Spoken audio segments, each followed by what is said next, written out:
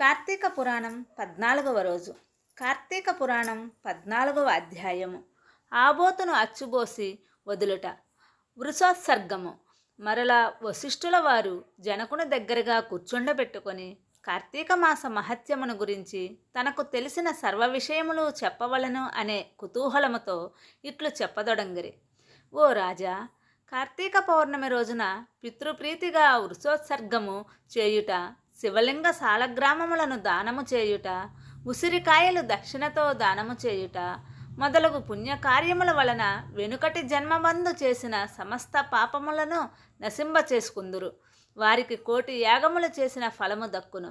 ప్రతి మనుజుని పితృదేవతలను తన వంశమెందువెవరు ఆబోతునకు అచ్చువేసి వదులునో అని ఎదురు చూచుచుందురు.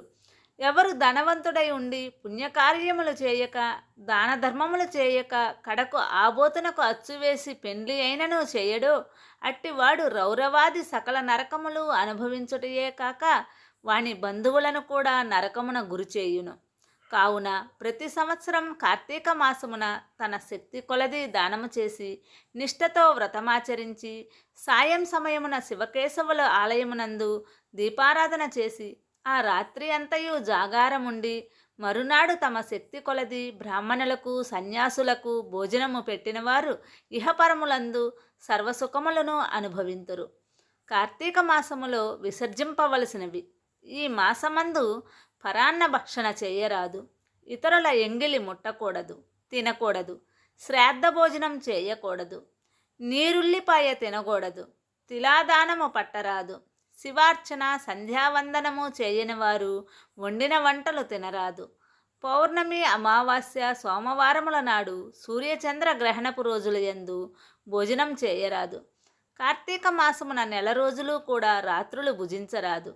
ఏకాదశి, ద్వాదశి వ్రతములు చేయువారిలో ఆ 2 రాత్రులు తప్పనిసరిగా జాగారము ఉండవలెను.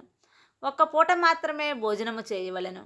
కార్తీక మాసములో తైలము రాసుకొని స్నానము చేయకూడదు. పురాణములను విమర్శించరాదు. కార్తీక మాసమున వేడి నీటితో స్నానము చేయకూడదు. చేసిన కళ్ళుతో సమానము అని బ్రహ్మదేవుడు చెప్పెను.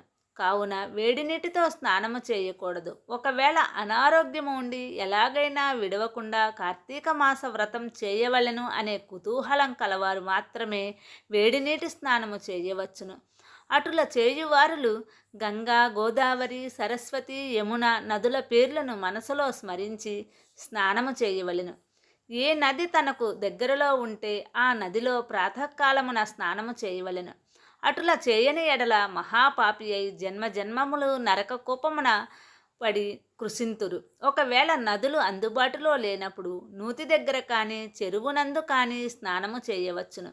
అప్పుడు ఈ క్రింది శ్లోకమును చదివి మరి స్నానమాచరించవలను. గంగే చ యమునే చ గోదావరి సరస్వతి నర్మదా సింధు కావేరి జలేస్మిన్ సన్నిధిం కురు అని పఠించుచు స్నానము చేయవలను. కార్తీక మాస వ్రతము చేయువారు పగలు పురాణ పఠన శ్రవణం, హరికథా కాలక్షేపములతో కాలము గడపవలెను. సాయంకాలమున సంధ్యావందనాదికాది కృత్యములు ముగించి పూజామందిరమున ఉన్న శివుని కల్పోక్తముగా ఈ క్రింది విధమున పూజించవలెను. కార్తీక మాస శివ పూజా కల్పము. ఓం శివాయ నమః ధ్యానం సమర్పయామి. ఓం పరమేశ్వరాయ నమః ఆవాహనం సమర్పయామి. ఓం కైలాసవాసాయ నమః నవరత్న సింహాసనం సమర్పయామి. ఓం గౌరీనాథాయ నమః పాద్యం సమర్పయామి. ఓం లోకేశ్వరాయ నమః ఆర్ఘ్యం సమర్పయామి. ఓం వృషభవాహనాయ నమః స్నానం సమర్పయామి. ఓం దిగంబరాయ నమః వస్త్రం సమర్పయామి. ఓం జగన్నాథాయ నమః యజ్ఞోపవీతం సమర్పయామి. ఓం కపాలధారిణే నమః గంధం సమర్పయామి. ఓం సంపూర్ణగుణాయ నమః పుష్పం సమర్పయామి. ఓం మహేశ్వరాయ నమః అక్షతాన్ సమర్పయామి. ఓం పార్వతీనాథాయ నమః ధూపం సమర్పయామి. ఓం తేజోరూపాయ నమః దీపం సమర్పయామి. ఓం లోకరక్షాయ నమః నైవేద్యం సమర్పయామి.